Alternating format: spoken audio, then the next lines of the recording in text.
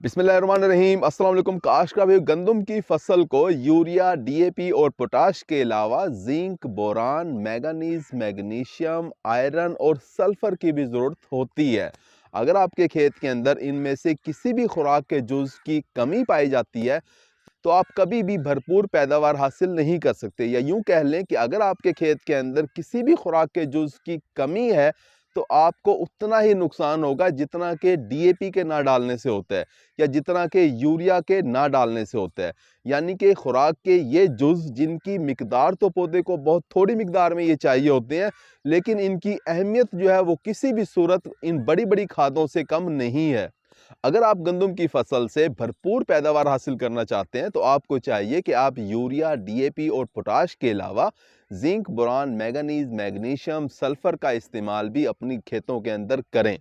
काश कबे खुराक के ये तमाम अज्जा हमें गंदम की फसल के अंदर किस वक्त इस्तेमाल करने चाहिए, कितनी मिकदार में इस्तेमाल करने चाहिए, इसके बारे में आज हम बात कर रहे होंगे। अगर आपने हमारे चैनल सब्सक्राइब नहीं किया तो चैनल को फौरन सब्सक्राइब कर दें, साथ में बेल के बटन को दबा दें ताकि फसलों के मुतालिक हम जितनी वीडियो बना रहे होते हैं वो आपको बर वक्त मिल सकें। काशू, जब आपकी गंदम की फसल तकरीबन 60 दिन की हो जाए, यानी कि आप जड़ी बूटियों का कंट्रोल अपने खेत में कर चुके हो और उसके 10-15 दिन के बाद आप पानी भी लगा चुके हो अपने खेत के अंदर, साथ में आपने यूरिया की जो खुराक है वो भी अपने खेत को दे दी है।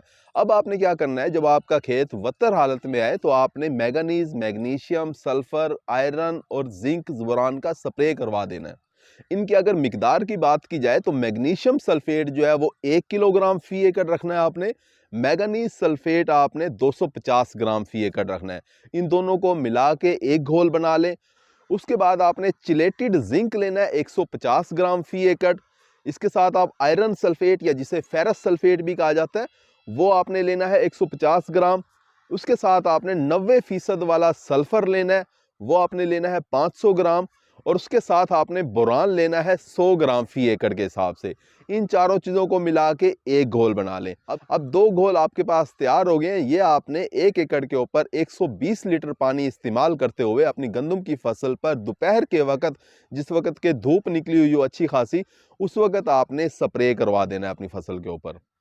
काशवी इसे माइक्रो न्यूट्रिएंट का स्प्रे भी कहते हैं या इसे अज्जाए सगीरा का स्प्रे भी कहते हैं। अगर आप एक करवा लेते हैं तब भी बहुत फायदा मिलेगा आपको। अगर आप 2 से 3 स्प्रे करवा लेते हैं 8-8, 10-10 दिन के वक्फे के साथ तो आप अपनी पैदावार को बढ़ा रहे होंगे। काशवी, अगर ये खुराक के अज्जा या ये खादें जो हैं अगर आपको मार्केट से नहीं मिल रही तो बड़े शहरों के अंदर साइंटिफिक स्टोर होते हैं, वहां से आप इन्हें खरीद सकते हैं। जीएम साइंटिफिक स्टोर जो मुल्तान में है उसका नंबर आपको स्क्रीन पे नजर आ रहा होगा, आप इनसे मंगवा भी सकते हैं।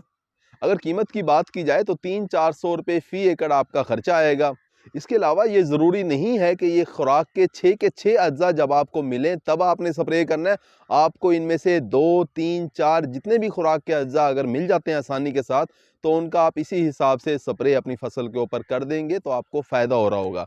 अगर आपको ये खुराक के अज्जा अलग अलग लेने के अंदर मसला आ रहा है तो आप एंग्रो कंपनी का लिबरल TMX के नाम से प्रोडक्ट मिल रहा होता है, अगर आप वो स्प्रे करवा देते हैं तो वो भी ठीक है। उसके अंदर भी माइक्रो न्यूट्रिएंट ही है और सारे के सारे चिलेटेड फार्म के अंदर होते हैं, यानी कि चिलेटेड फार्म के अंदर जिंक है, मैंगनीज है, मैग्नीशियम है और आयरन जो उसके अंदर है वो मौजूद है। तो उसका जो है आप आसानी के साथ, सहूलत के साथ अपनी गंदम की फसल के ऊपर स्प्रे करवा सकते हैं। उम्मीद है कि वीडियो आपको समझ आ गई होगी। अपना ख्याल रखिएगा। अल्लाह हाफिज़।